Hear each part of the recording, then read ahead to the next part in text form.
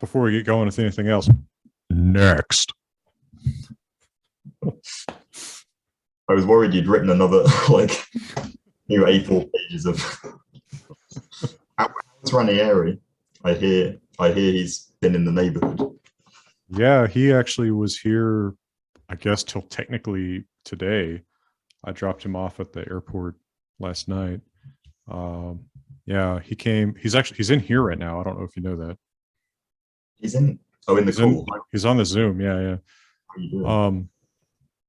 Yeah, he got here Tuesday, and so I guess spent 3 nights here, basically 4 days. We got a lot done and had a good time. I had a good time. Yeah, that was neat. You know, we had never met in person. So that was pretty cool. And I got to show him around, and hopefully we'll be able to show you around someday. Yeah, yeah. I'm hoping to get that organized. It's sounding like I may be in the US in kind of September sort of time, but I will I'll update you on the details. But yeah, Ranieri, I have to apologize because yesterday I saw that you'd sent me I'm very bad at responding to WhatsApp messages, and I realized that you had sent me one some weeks ago, and I felt, you know, that when you realize you haven't responded to something for ages and you feel this intense guilt, and that prevents you from responding when you, I don't know, I get that. I don't know if anyone else gets that, but yeah. But I shall respond to that. He was talking to me about it while he was here. You know, he was saying, I don't know what's with Simon. Yeah, you know, half the time if we weren't working on a video or something, we were complaining about you. Yeah, well, no, I expect as much. To be honest, I was sitting there. I stayed awake throughout whenever it was day in the time zone you're in, and I just thought, they better not be fucking talking about me. I'm going to be. Am I allowed to swear on stream, or is that? I don't know. It's your channel. Well, but yeah, if you want to, I figure this is your show. I just hosted the Zoom for convenience sake because I can set up these multiple participant calls. For the actual kind of talk conversation, what I figured I would do is I'm going to click on the 3 dots on your and my profile pictures and spotlight them. Oh, okay. Do you see it that way? Where now, so if we're spotlighted, at least the way that I see it is it's you and me in sort of bigger frames and the other participants in smaller frames. And so that way, when there's a recording, if you want to use this on your channel, for example, what I send you is the audio, or is the video of you and me, and then audio from, you know, someone else pipes in with a question or something like that, that also will be in there, but the video will be focused on you and me. Okay. Yeah. Right. So it's your show. This, I believe we're gathered here today to discuss runes. And this is something that Jackson knows obviously a huge amount more about than me. I wish I had the sort of in-depth knowledge on individual characters and things which you've shown in your series on the runes, the younger Futhark runes on your channel, or the runes in general. But I gather the runes that we use to write Old English were contiguous with a runic tradition in Frisia on the continent, and they're sometimes called the Anglo-Frisian runes, and presumably contiguous with the Old Norse tradition as well at some point. I'd always assumed that that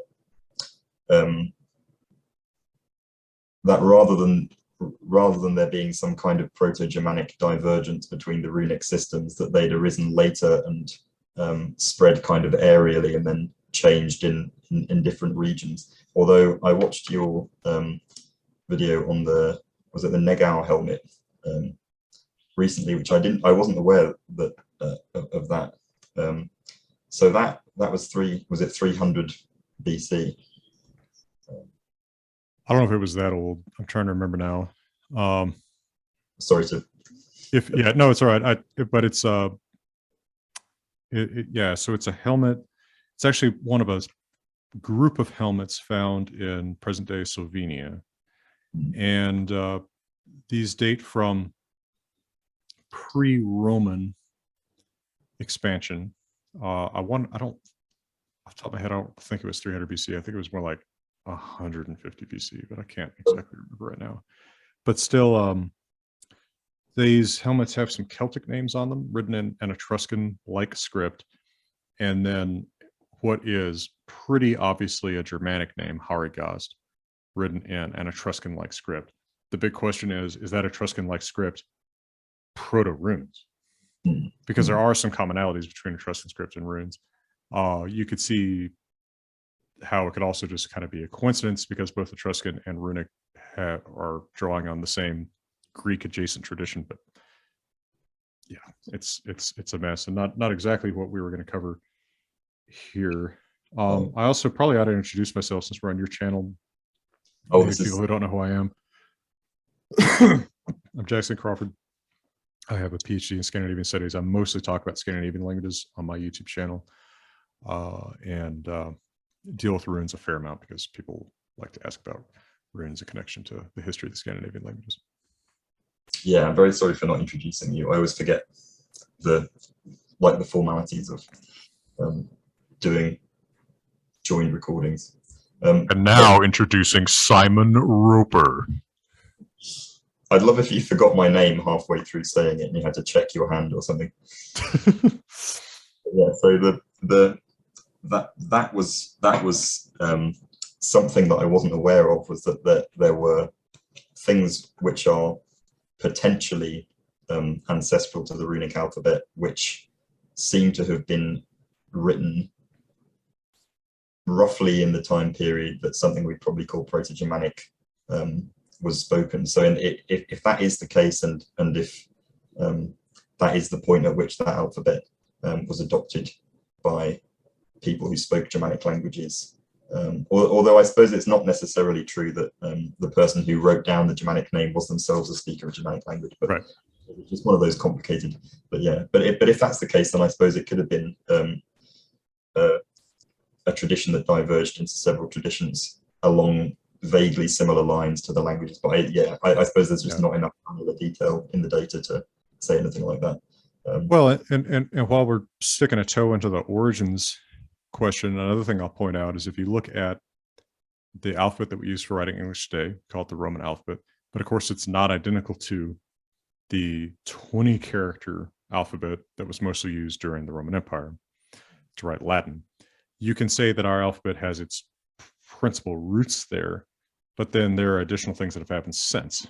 And so whatever the origin of runes are, even if the original impetus for writing Germanic languages starts with, say, an Etruscan model, that doesn't mean that over time there hasn't been, something added from the Roman alphabet, something added from, some alphabet used for writing a Celtic language, et cetera, et cetera, et cetera. So there's all kinds of trouble there. And actually we see in the history of runes in England a fair number of new letters added, as well as old letters getting new significance. All right, so the most famous example of this is the fourth letter in the Futhark. So those who've looked at runic alphabets probably seen the alphabetical order is really weird, right? It starts Futhark, hence we call the alphabets Futharks. And in the Elder Futhark, the original oldest version of the runes that we know of, the fourth rune stands for A, at the vowel ah, or probably more like ah, since you and Luke both have been emphasizing the differences between some of these little vowels. The vowel that I think of phonemically as an I, but anyway, that's a whole story. But that vowel becomes an O in Old English runes because, and I'll type this in chat, you have the Proto-Germanic name, which we reconstruct as Ansus, meaning God. This is the ancestral word to the word that in the plural in Old Norse is Asir, the group of the Norse gods. Well, if you compare that to a Proto-Germanic word like Gans, which means goose, you know that the English word today is goose, because what has happened is the in has dropped, nasalized the preceding vowel, and then that preceding vowel also gets rounded and a little bit raised. So Ansus becomes something like, type I need to switch keyboards for a second. Oh, I get that tilde. There we are. Becomes something like asus, which eventually becomes something like os. And so that fourth rune becomes an O. That actually happens much, much later in Scandinavia too, but it's happened kind of in the mid first millennium AD in England. So that's a really critical difference in early English for you. And this, I think, the phenomenon of nasalization of a vowel pairing with it raising slightly seems to be something that has happened a few times, probably independently throughout different Germanic languages. So later in Old English, particularly in more northerly dialects, you get when you have the letter A followed by an N, sometimes you have apparently you have rounding of that because it's represented by an O sometimes in spelling. So whether that's actually accompanying nasalization, I don't know, but it certainly suggests rounding and raising, which may be accompanied by nasalization. But yeah, in terms of Old English runes, I think my interest in it comes from a phonological angle, because in the same way as you can kind of you can deduce things about people's pronunciation from how they write in the Roman alphabet. Of course, you can do the same thing with the runic alphabet, particularly as they're within Old English use of the Roman alphabet. While there was no standard spelling system, there do seem to have been conventions which varied regionally. But people learn, as you were saying in one of your rune videos, people learn to write from each other. So whoever you learn to write from, how you end up writing will be a combination of the conventions that you learned from them and perhaps your own intuition on how things are pronounced if you've never seen a word written before. So of course there was no standard spelling within the Phonological as far as we know. I think the earliest confirmed inscription is I don't know how to pronounce the place name, but it's spelled Caistor. I say like Caister, but it could be something like Carlston, knowing English place name. There's a local English place name you can't pronounce either. I mean, there are numerous. This is a great day. I was in Wales recently, and obviously all of a sudden you're just hit with a load of place names that now I know how non-English people feel when they come to England with all of this. Right. I actually think this is like, I heard it was like Caister by Norwich or something like that. By Norwich. And it's an inscription that's written on the astragalus of a roe deer, and the astragalus is one of the, I think, 8.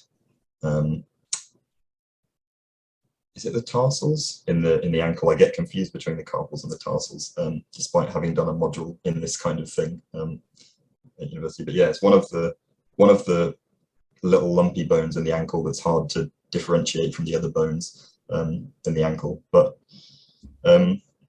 the inscription reads what most people would interpret as being pronounced something like Raihan or Raihan.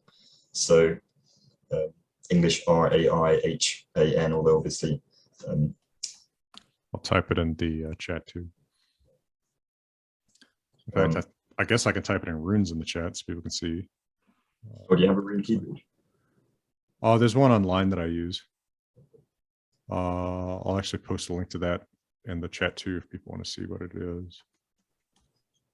But of course, the runic writing systems were designed for, well, not when I say designed, obviously not. It wasn't a load of people presumably sitting in a room designing it, but it developed to the phonology of Germanic languages. So transliterating it into English is always, or rather into Roman characters, is always going to be a bit of a problem.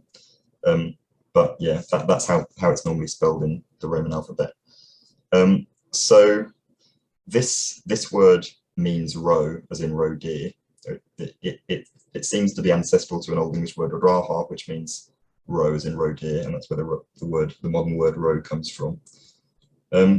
But there are a couple of things separating this this instance of the word from textbook Old English. So for one thing, it still has, or it seems to have, the Proto-Germanic diphthong I, which is ancestral to R, long R in Old English, and I think A lot of the time in Old Norse. Is that? Well, it depends. In this context, it would actually be a long A in Old Norse too, before an H. Okay. So would that be like would it be like raw in? That's probably what it is. I think it actually is rodir in Old Norse, although I'll check that. I think that's right. It's not a word I run across a whole ton. Oh yeah, absolutely. Huh. Yeah, it's raw in Old Norse. Yeah. Well, I think I need to brush up on my how Proto-Germanic vowels developed into Old Norse. But yeah, so it still has this I diphthong from Proto-Germanic from before it's smooth, and it also has this N at the end. I think the Proto-Germanic word is normally reconstructed as raihan with a nasal vowel, and across languages that use the Roman alphabet, often a nasal vowel is represented by the vowel and then an N, although obviously some languages use a diacritic. Do you think it could be a genitive too? Like whoever's inscribing and is kind of saying this is a bone of a roe deer? The rose bone, yeah, potentially, yeah. Yeah. Because there's another inscription, because if I'm not wrong, I think this bone comes from a burial urn. Hmm. And I think there's another similar inscription from around then, a little bit later, that's also from a burial urn, and it has the genitive of an animal on it. Hold on, let me see if I can find this. Keep going. I'm going to see if I can find this. I was actually going to look up the inflection paradigm of roe in Old English. But I've also maintained for a while that this is kind of the earliest English. You know, you could argue that maybe the Galahus inscriptions count, but those aren't in Great Britain. This is, I think, the earliest provable writing of a Germanic language in Great Britain. I think. I think that is true. I've heard some suggestion that because of I think it's because of the type, something typological about the urns, that it might be that it might actually be a Scandinavian inscription. But hard to say that early. It's so hard to say, because I mean that's really not even Old English, right? It's like Proto English, if anything else. This is the thing. It's so early. I think it's fifth. I think it's 5th century, which is within the first. Well, probably within the first century or two. If it is 5th century, that's within the first century of the migration period in England. So this is to draw a comparison with US English. People only start commenting that US English is different from British English sort of 150 odd years after colonists from Britain were arriving in large numbers in North America. It may be that presumably changes were happening before then, but it's one of those things where the migration period saw people from such a lot of different parts of continental Europe come over that there was probably a period in time when there was a kind of melting pot of dialects, and then perhaps a leveling, and then the divergence into the Old English dialects. So it may be that this is this is just not, well, I suppose whether you call something English or not is kind of a semantic point anyway. But yeah, I think it's the argument as to whether it's a Scandinavian inscription or not, I suppose, is I think it's a bit moot, because if it's not a Scandinavian one, then it probably has features that at the time would have tied it to some specific dialect in continental Europe. I'm not sure. I think maybe the reason why, another reason possibly why it's been tentatively assigned to a Scandinavian carver is because of the shape of the H. I think that single bar Hagalaz rune, the one that I typed there, and I'll just type another one in the chat. The one with the single diagonal bar, I think, is more associated with Scandinavian inscriptions, whereas English and Frisian inscriptions are more associated with a double diagonal H. Okay. I wonder if there's a typer for that one. Oh yeah, there is. So I'll type this in chat. The Anglo-Frisian Frühorc is more associated with that double diagonal H. But I mean, that could also well be a later development than this. This inscription is so early. I'm perfectly happy to call it Proto-English. Yeah, so am I. I think it's, yeah, it's, as you say, it's the earliest piece of writing in a Germanic language in England, so it may as well. Yeah, at the start, as it was probably such a melting pot situation, that if you don't call that English, then I suppose there's no hard line where you can start calling it English. So it may, yeah.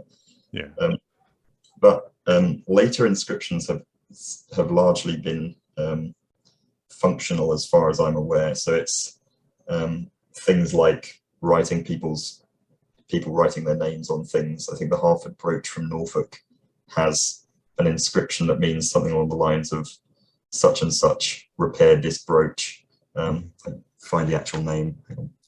Gebuta or Yebuta Sigala, right? Yeah, that's, yeah, Yebuta Sigala. From when that rounded vowel hadn't been unrounded yet. Yeah.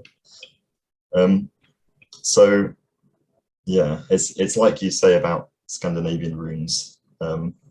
Rather than there being any obvious magical component, it does seem to have been a functional writing system.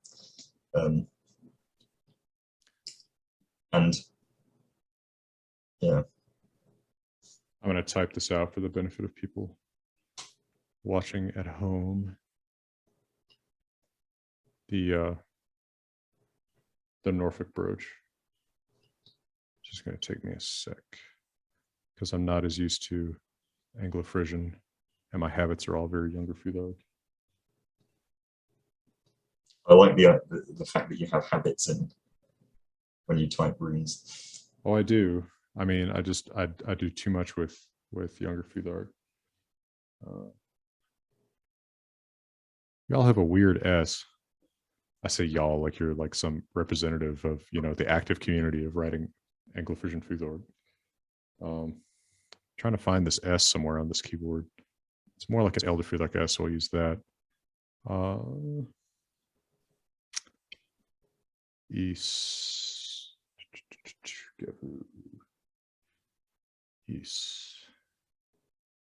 Logger. And this thing. Okay. This is what it looks like in Anglo-Frisian Frühorc. And that says, as it's usually transliterated, or I'm actually going to be a little bit Scandinavian-y in my transliteration here in a way that you'll see what I mean. Luda, Yebuta Sigala. See what you mean? Yeah, I don't know what to do with that O, because that word, so in Proto-Germanic, we reconstruct the name of the O rune as Othal, and that would be I umlauted in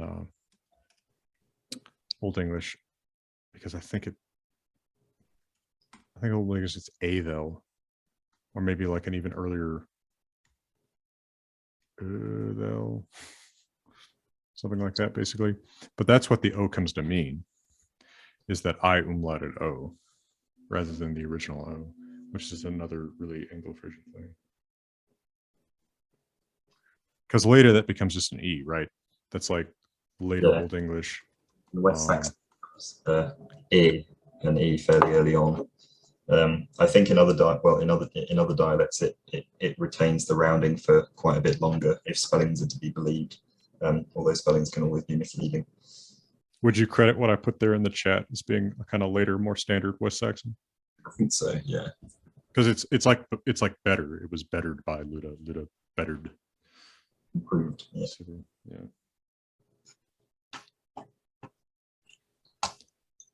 Yeah. Yeah. the corpus, I'm surprised always, kind of surprised. I'm not shocked at how small the corpus is, right? And it's small enough that it's actually kind of hard to draw some big conclusions about uses and customs surrounding runes in Old English. Yeah, that's true. My vague impression about practicality is drawn from the very few examples I have read about, which is a small sample of, as you say, a relatively small sample of inscriptions in general. I'm not sure quite. Oh, sorry. I was going to say there's a ton of coins, but those mostly just give you makers' names. Yeah. Yeah. I'm not sure how much smaller the corpus is than the Scandinavian one, but presumably much smaller, particularly as infinitely. It's like vastly smaller. There's so much younger Futhark stuff, and not only younger Futhark stuff, but I suppose in certain regions, runes went on being used to some extent until very late on, didn't they? Yeah, areas of Sweden, especially remote valleys, but even parts of Norway too, did continue to use medieval runes, which are a later development of younger Futhark till pretty late. But part of what makes our corpus so huge in Scandinavia is we have this custom of memorial rune stones that gets very popular actually after the conversion to Christianity. And there's just a ton of runic monuments from like the 11th century. And, you know, there's monuments in England too. I don't know how much you want to talk about, maybe some particularly interesting ones.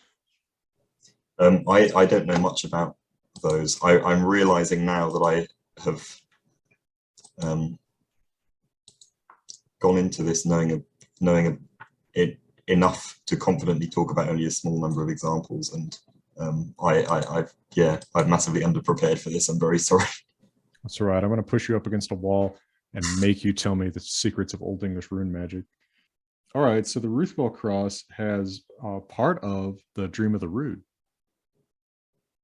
which I think is really cool. It has a mix actually of runic and Roman writing, which is kind of interesting. And one thing that kind of surprises me about Old English inscriptions is how often you see both alphabets together. Right, so, and the runic alphabet. Right. Yeah. I mean, in Scandinavia, it's typically one or the other. And in fact, in Scandinavia, we even have examples of Latin written in younger Futhark or in medieval runes. I wasn't aware of that. Yeah, especially common religious formulae, right?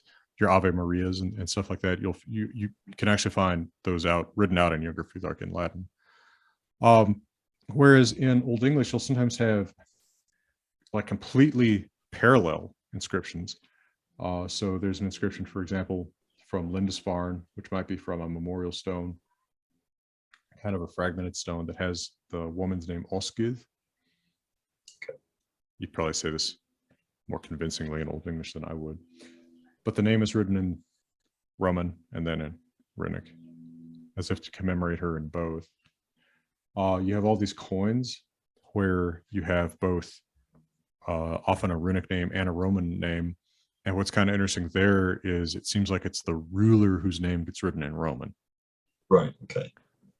Right. So like maybe that's higher status in a way. And in a way, the person who's actually minting these coins is actually taking upon himself like a humbler alphabet or something like that. I've wondered what's going on with that. Like, you know what, I was thinking about this because are there parallels to that elsewhere where you have one alphabet that perhaps is associated with more elevated context and one that's like a humbler one? I wonder if that's part of what's going on in England. Because, you know, you look at a map before these inscriptions occur, it seems to me that it's not in Wessex, right, where you're getting a lot of your Roman alphabet writing. It's kind of all out in the boonies. You know what I mean? I do. I'm so sorry. No, I just think, like, is this because in places where you have sort of a center of power or a center of clerical education, that the Roman alphabet is well enough known that people kind of feel like embarrassed about using runes? I think I was thinking that um, as soon as you started talking about inscriptions having both on, so like the kind of perhaps runes went from being a more familiar thing to being in the same way as in languages that formerly had a TV distinction but don't anymore. The T version went out of use. Yeah, Perhaps that's a. yeah, I think it's a great analogy. And rune. and you know me, I hate not having an analogy, so I kept trying to come up with one. That's a good analogy, right? It's almost like the runes are the two alphabet, and the Roman alphabet is like the VU alphabet. Yeah, that's a good analogy. And in fact, in a sense, that may be exactly what's going on all these coins. Is the rulers being addressed as like basically with the VU, the Usted alphabet, and then the carvers actually using like the two, the more informal one. I wonder if that's what's going on. And it's interesting too when you look at the dates on these inscriptions, how they really stop really hard right around the Norman conquest. Yeah, that's something I was thinking about, which the dynamics of why, not only why not only why they stop in certain places, certain parts of Europe before they stop in others, but the abruptness in Britain versus the gradual fading out in areas where they last a very long time in Sweden. Do you have an opinion about that? Because I was thinking, it seems to me too easy to say it's, quote, because of the Norman conquest. I mean, what does that mean, that it's because of the conquest? Because you don't have a very immediate language effect. Right? No, yeah, and you don't have an abrupt language effect. You also don't seem to have that abrupt an effect in terms of local medicinal traditions and things like that. Plenty of cultural things seem to have stuck around for a very long time, and it does seem to have been a kind of trickling down of Norman cultural affects into the population. So the fact that that didn't happen with runes is, based on the very limited data we have, it doesn't seem to have happened with runes, is strange, because I would have expected a sort of trickling out of runes as Norman culture filtered through into the lower classes. I don't know if I do have an opinion on that. It's something I've wondered about a lot. There's, to some extent, there's the preservation bias thing. So if people check, what seems in hindsight to be people suddenly abruptly stopping using runes might just be people massively changing the context in which they use them. So, for example, writing more on wood, which is perishable, or writing on the kinds of things that people throw away rather than.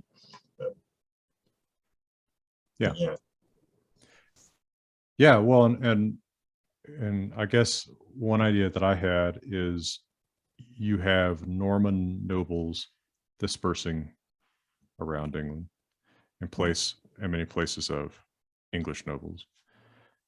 And I wonder if your local authority figure, whoever you might be celebrating on a coin or anything like that, is still part of your own local culture, that local authority figure may look at something like I said, if the runic alphabet is like the bumpkin alphabet, still looks at that as like, this is the bumpkins, but it's our bumpkins, right?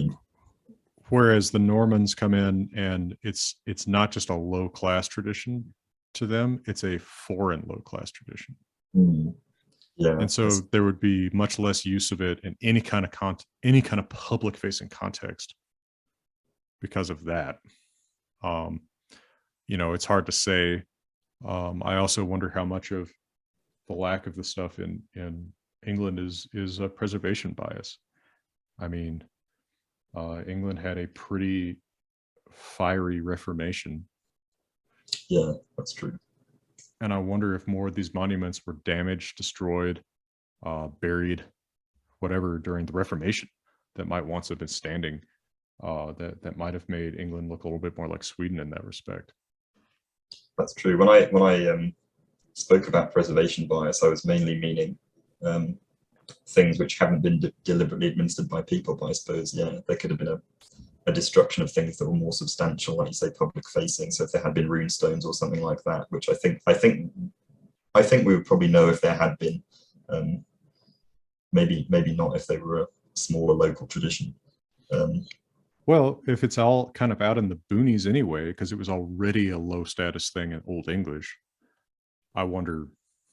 I just wonder. I can't substantiate it. I just wonder if that's part of what's going on, because within Scandinavia, you have big differences too. Sweden has vastly more of these public rune monuments than Norway or Sweden, and then Iceland has basically none. Why? Right. So, I suppose it's just divergent traditions. but is the distribution of, say, memorial stones or public-facing monuments with runic inscriptions, is it that different from the distribution of such things with Roman alphabet inscriptions? I don't think of there being that many public monuments with writing on them, period. That's true. Yeah, that's true. Yeah, this is something I've wondered myself. I don't think there's so the question from Chantal Silva is: was there one particular region of rural England where runic inscriptions remained longer than other areas? Maybe somewhere in the north. I'd wondered a similar thing about maybe somewhere in the north that was perhaps disputed territory for a while or something like that, might have held on to things for longer. I'm not aware of that being the case, and I also think. Unfortunately, there's not enough granular detail in the data because there's so little of it to be able to confidently say. So if there were 2 or 3 runic inscriptions, say in the north, when they seem to have disappeared elsewhere, that might be too little to say that the tradition lasted longer in the north. It might just be a reflection of, like, say, preservation bias or just kind of noise in the data. Yeah, I think you're right. I think overall there's just more inscriptions in the north. So my guess is I don't know what the exact latest dated inscription would be. These things can actually be pretty hard to date sometimes. But my guess is it would be from somewhere in the north. It's also worth pointing out that the same runic alphabet is being used in Frisia. Yeah. And it kind of goes out of use at about the same time, right? Our Roman alphabet Frisian writing is separated by like 300 years from the last Frisian runes. So there's something similar going on at the same time, maybe a similar cultural shift away from what's perceived as low status. But in the case of Frisia, it's not being replaced by Roman writing in the vernacular. So I think there's always been some like, for example, there are aerial features of language that seem to cross what you'd expect to be the divide between English and Frisian. Like the palatalization thing is a bit of a mystery as to why it seems to have happened in both Frisian and English, apparently after they ought to have diverged in similar but not identical ways. So maybe there was more transmission of culture from one to the other than well, I guess this is where we start talking about linguistic drift, and do you believe in that? But very similar palatalizations happen, although much later, in Swedish and Norwegian. Yeah, so that's true. I suppose it's probably one of those things where because individual linguists are so focused on, often focused on their own languages. So in our case, the Germanic languages, maybe we're not conscious of how common these kinds of palatalization events are cross-linguistically. Maybe it's just something that happens a lot in languages in general. Oh, I think so. I mean, as Ranieri could tell you, you know, Italian is pretty similar palatalization history. So yeah, so maybe it's not such a mystery. I think that the mystery I've wondered about is how northern dialects retained non-palatalized forms for so long, but I suppose that's just a consequence of a lot of places in the north being quite remote and urban centers being spaced out. I'm not sure, but you're talking about like Kirk instead of church, that kind of thing. Yeah, Kirk instead of church, brig instead of bridge. But so, you know, it's interesting too to point out when you look at the changes going on in Anglo-Frisian Futhark from the Elder Futhark period, you have all these distinctions between different articulations of velars, right? They develop runes for the more palatal pronunciations. So for example, we have, and of course there's so little material that sometimes it's hard to know just how systematically this was carried out throughout the area using it. But you see these new letters. Let me see if I can spot what I'm talking about, so I make sure I'm not doing this wrong. Okay, so let me type this into chat. So at least somewhat consistently in Anglo-Frisian Futhark, this letter is velar K, and this letter is palatal K. Right, so that the former is being used before your back vowels and the latter before your front vowels. And what's interesting there is that this actually starts kind of early, and it's hard to know exactly when that pronunciation in English goes all the way to a affricate, right? So at what point is that latter rune just expressing, you know, kya or something like that? And then on the Ruthwell cross, there is yet another K letter, which is this bizarre looking thing that hopefully will type in the Zoom chat. I don't know if I can see the others in the chat at the moment. That may just be my connection. Oh, I was sending that. I'm sorry. I accidentally sent that as a direct message to only Luke Ranieri. Okay, so this is velar before front vowel. Now do you see him? Oh yes, yeah. So look at that. That's interesting. This is actually a pretty sensitive phonetic representation, especially if it's before affrication. So someone's thinking about this pretty hard. This is the thing. Like I've wondered about whether the fact that there are different characters for palatal and velar pronunciations reflects the fact that that change phonemicized very early on. Because I think we were talking in a previous chat about whether that change was phonemic or just allophonic. So in other words, whether native speakers would have considered k and ch or k and ch or whatever to be different sounds from each other, or whether they just would have been considered variants of the same sound, one used before front vowels, you know, one not. So I suppose it. Sorry. And by the way, I believe Ruthwell is from the 700s, so pretty early. Kind of hard to know what that articulation is. Yeah, it's hard to know what the articulation is, but at least it shows that palatalizations happened to some extent.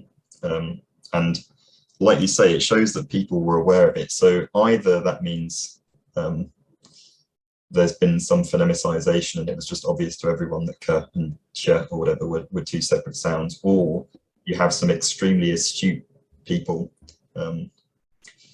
who notice the difference between them, which is a pretty, well, I suppose it depends on the difference, because there's allophonic variation in, like, for example, British English t between t and a glottal stop, like cat versus cat. And I think most people who have that variation acknowledge that the glottal stop is a different sound to the t acoustically, even though they're obviously allophones with the same phoneme. So I suppose it's possible for that to show up in runes without it actually having phonemicized in the language.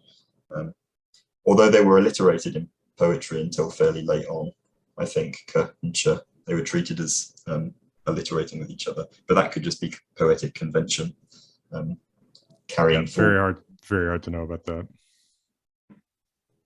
Yeah.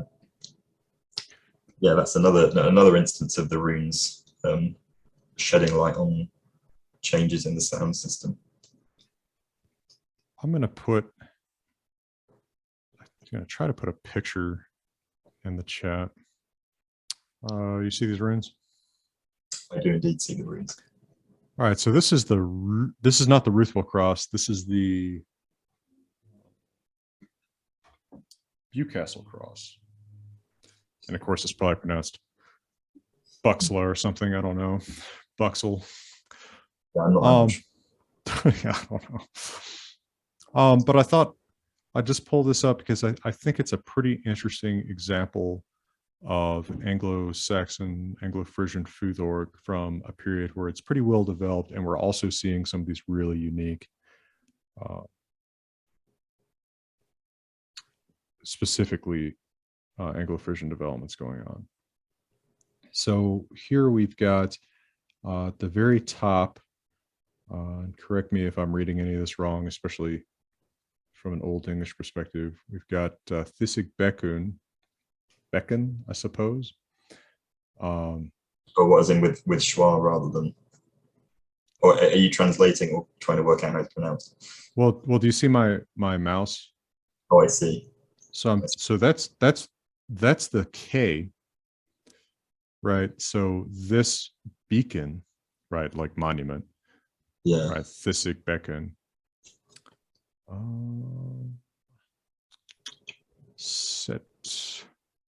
This is like a J.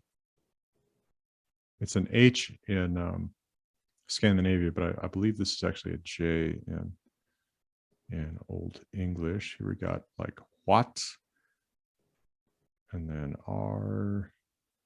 Is that LLD? I was looking for these different velars because I'm pretty sure this is one of the inscriptions that has it. There's a talk or something like that. Off talk. Anyway, I don't know. I don't have a transcription right in front of me, but just to kind of look at what these letter forms are. There you see that really distinctive H with the two diagonal bars. I actually wonder whether the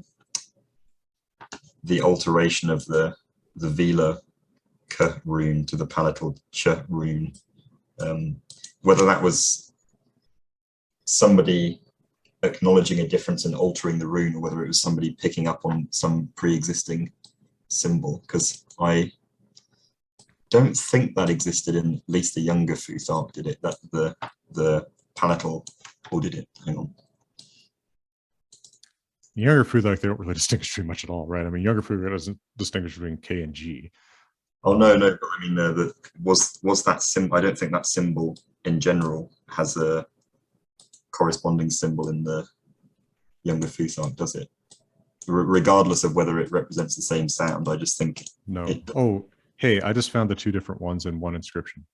Okay. Check this out. I'm going to share this. Perfect. I should have just pulled up the Ruthwell cross from the beginning instead of the Bewcastle, which I wasn't as familiar with. I just was tired of saying Ruthwell. All right, you see it? Hang on. Got it. There we are. Yeah, I can see it. Okay, so this top bar actually says Christ. See it? Christ. So that's that velar K. Oh, I see. Yeah. Okay, yeah. Now follow. Do you see my arrow, my scroller cursor? Okay. It's kind of down at the bottom. Okay, so on the right-hand leg, go the third row up, and you see an M, I, and then the palatal K. So that's the word itch. That's, yeah, I see what you mean. Is the I and then palatal K. So this has both, and they're actually being used consistently. Being used in a way that reflects the phonology. Yep. So yeah, I wonder whether that whether the symbol for the palatal K is a deliberate alteration made to the symbol, seeing as they're so similar to each other, by somebody who recognized that there had been a sound change, or recognized that the system didn't reflect phonetic reality. Because even if the system starts off not distinguishing between the velar and palatal realizations, presumably the addition of a new symbol to represent the palatal sound is a conscious decision by somebody who is using these and decides there is an extra sound here that's, you know, the alphabet makes it look as if these two sounds are the same when they're obviously not. This is somebody actually noticing something about their phonology and making a decision to conscious decision to correct it. And as I put in the chat, in Elderfriedlark, you just have that one C-looking letter that's for all the Ks. And actually, it's kind of hard to see how exactly these English letters are being derived from that. Yeah. But who knows? Ranieri has asked some questions. Are the velar stops all innovations or influenced by Etruscan, which does something similar? I'm not qualified to answer that. I don't think it would work with the timeline, right? I don't think that it would be Etruscan practice that would influence. No, I suppose not. Yeah, it wouldn't. Obviously not contemporaneous kind of. But yeah. I suppose how much would Old English speakers have been aware of? Probably not very. Certainly not the average Old English speaker. Although I suppose we don't really know where this. But they would have to be aware of the history of the Etruscan alphabet as well, wouldn't they? Right. I think it really just has to speak well of the competence of at least somebody in England thinking about what sounds are actually being made relative to how they're being spelled. And, well, I think people at that time were competent in that way, as demonstrated by the first grammarian in Scandinavia. People were conscious of the way they spoke. And in fact, in a sense, what's surprising to me is in Scandinavia, the runes get less and less efficient and wind up being a vastly less efficient writing system in terms of representing phonemic difference than the Roman alphabet that gets imported later. Whereas the English import a Roman alphabet that never actually expresses that palatal velar distinction in the K. So, yeah, I wonder whether that reflects that the Roman alphabet had more, or the spelling tradition was more rigid, maybe because it was taught in maybe ecclesiastical situations. Maybe there was more of a at least an attempt to get people to spell things in a way that was kind of traditional, and the divergences from that are perhaps either local traditions or individual people, like you say, coming up against a word they've not written before and having to decide how to spell it. Although I suppose there are alternations where people will spell the same word differently several times within the same text, potentially just for variety's sake.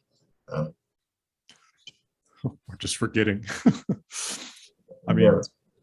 You know, I always think about the tension between, well, one thing I try to keep in mind is that anybody writing in the runic alphabet, the Roman alphabet, anything like that in the Middle Ages is not encountering writing as much as anybody today.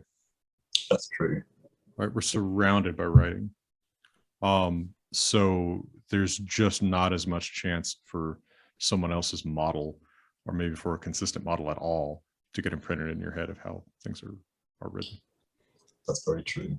Ron here has another one for you. Oh, so he does. I was also curious if the variants in Old English can be traced to continental differences, Saxish versus English, etc. The variants, the velar and palatal variants, seem to have arisen in Old English probably after the migration period or during the migration period. But as I think I alluded to before, there are similar developments in Frisian that happen at a similar time. So I think rather than the k going all the way to a palatal affricate like ch, it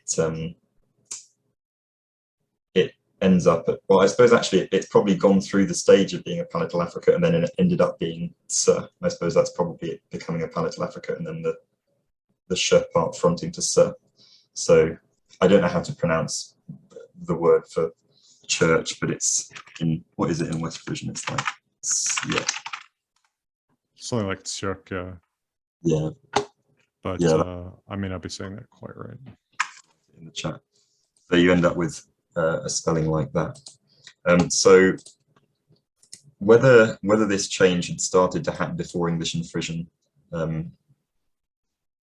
diverged from each other, which was probably a very complicated process, isn't completely clear, because it's clearly started to happen very early on in Old English. There are some dialects of Old English that don't have the palatalization, at least not to the same extent. Oh, sorry. Is the communication of people trade archaeologically implausible between? No, it's not. No, I think it's one of those things where even within modern languages, it's difficult to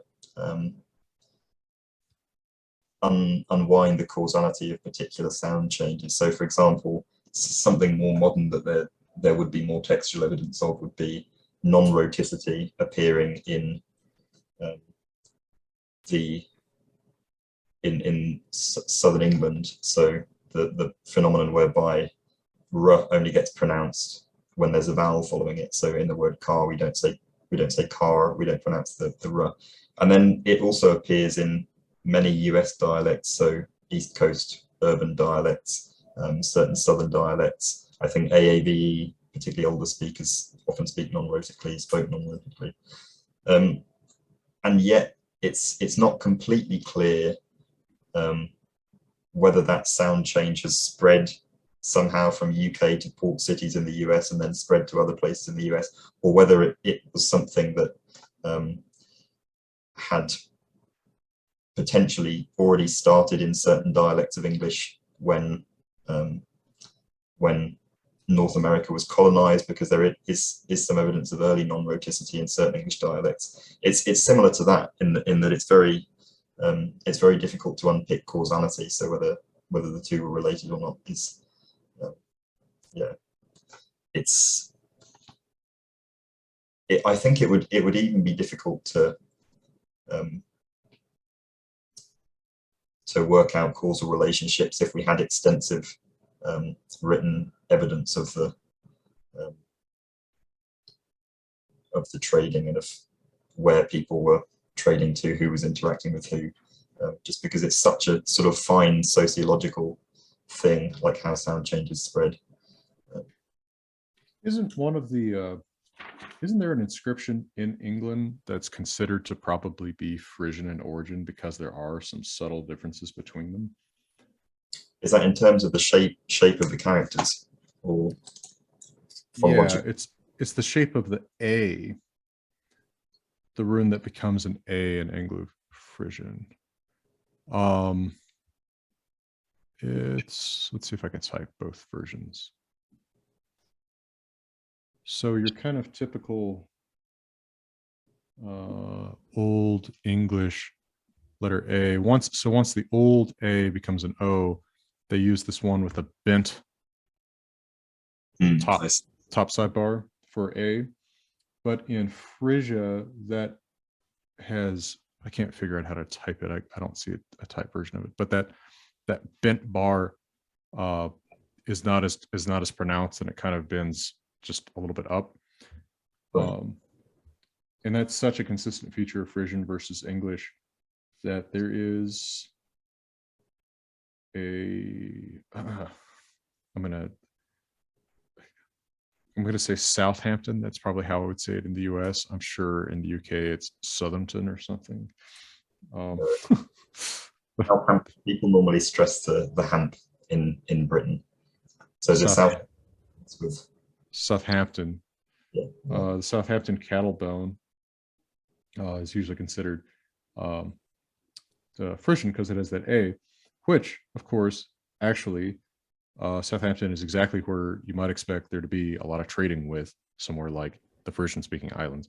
So, I wouldn't be surprised that there's a lot going back and forth between these two communities. And by the way, you look at something like even beyond Frisian to like Old Saxon. There's the Old Saxon Genesis that gets reworked in Old English. There's something going on where language and literature is being traded between England and the West Germanic speaking continent for a little while. So for phonological changes to spread in that way, I assume it would take more kind of low level interaction between individual people. But then, and if you subscribe to ideas about linguistic drift, languages are already kind of drifting one way or another before they split apart. So you may see the same change happen in two very distinct languages that aren't in contact. But I think a lot of it is just things that languages tend to do. So like I obviously don't have I obviously have a rhotic dialect, but my grandparents had a kind of partially non-rhotic dialect. And one of the environments in which R disappears there, and I occasionally can drift into this, is it disappears before S. Okay. So, they say car, but it's first bust, which is what bust comes from, actually. Cuss instead of curse, which again is what that actually even comes from. And actually that's also the same environment where Icelandic doesn't pronounce an R. And it's not that, it's like there was some deep contact between Jasper, Texas and Iceland in the late 19th, early 20th century. It's just that this is an environment where it's actually maybe a little bit difficult in the perception of some speakers to articulate an R right before an S, another apical consonant like that. So it's also easy in the same way as vowels before nasal consonants often become nasal vowels just by assimilation, and then the consonant disappears because it's not needed to contrast minimal pairs anymore. I think this can happen with if you have an alveolar realization of R, like r or something like that, before an apical consonant, it can cause retroflexion of the consonant and then disappearance of the rhotic. So you end up with vowel retroflex consonant, and then if the consonant becomes non-retroflex, if it just becomes alveolar, then you've got a situation like that where you have cuss and bust. So I think that happened a fair bit in Northern England, where you had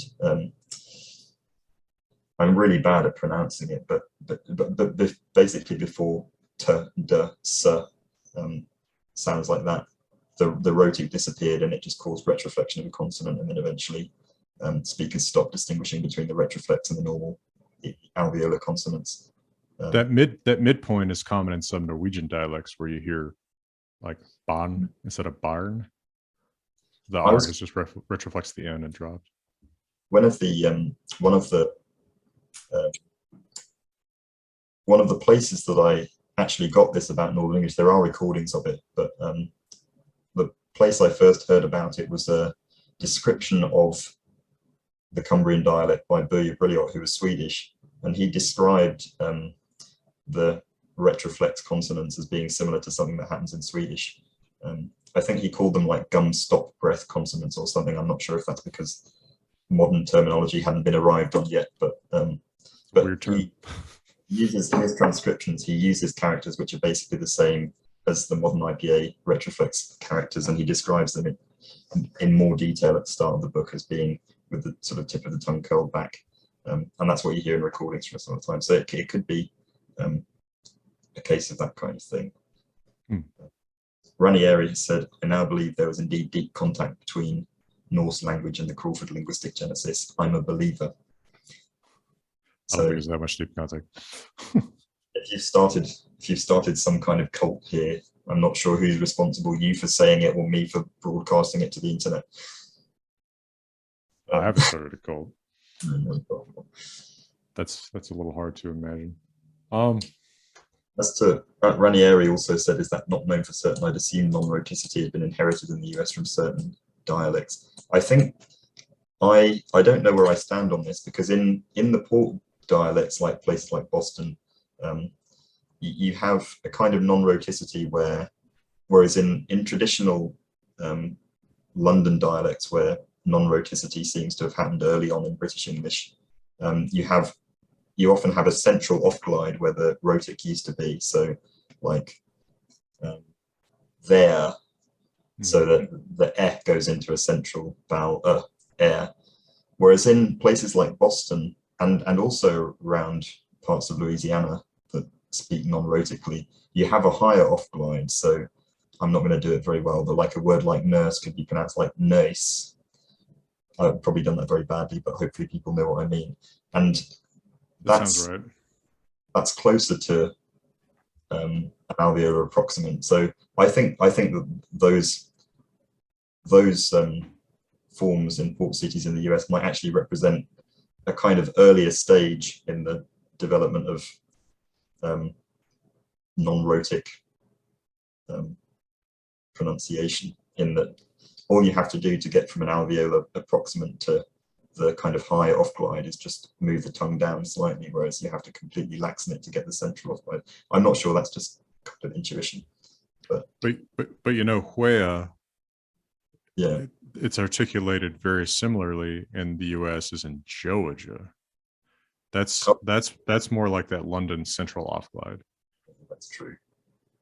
So it's kind of interesting. But I'm sure that doesn't have to have its origins in England. It's just interesting. That is more like that London pronunciation. Yeah, the connection between non-rhoticity in England and the US, and whether US non-rhoticity arose on its own, is almost as interesting to me as the connection between English and German non-rhoticity, because it's interesting that German, it's like linguistic drift thing again. I think that I'm sure there's no way that they can be related, but German has a very similar situation where r post-vocalically turns into an off-glide. The central, low central in standard German. I can't believe there's a connection if Dutch and Afrikaans don't do it. Yeah. Right.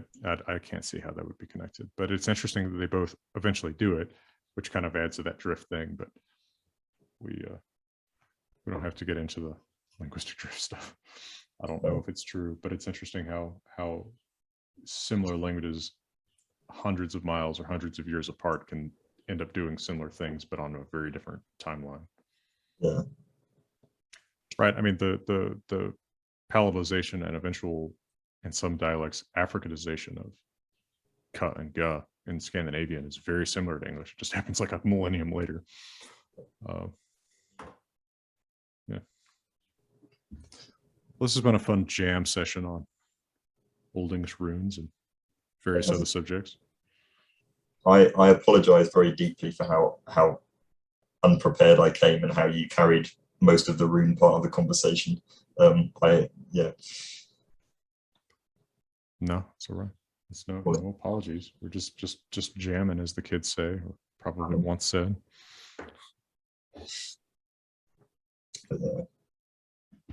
I appreciate you taking the time. I appreciate you taking the time as well. It's good to talk to you again after so long of being unable to attend the various Zoom calls that go on. No, well, you know, Ranieri got to attend live. And next time on Simon Roper's channel. You don't know what's coming next, so whatever you say, I've got to produce now. Simon Roper tells all. All. I can't. I can't afford to tell all. No. I got a lot of Ranieri's biography while he was here. I need to get some more of yours. When his genuine biography or some. He might have been lying to me for part of it, but it's a pretty good story, actually. I like the idea that he just has this particular facial expression where as soon as he starts lying, he just does this facial expression that's completely obvious to everyone but him that he's lying, or some similar. Well, I have the advantage of supposedly not having a different facial expression. So,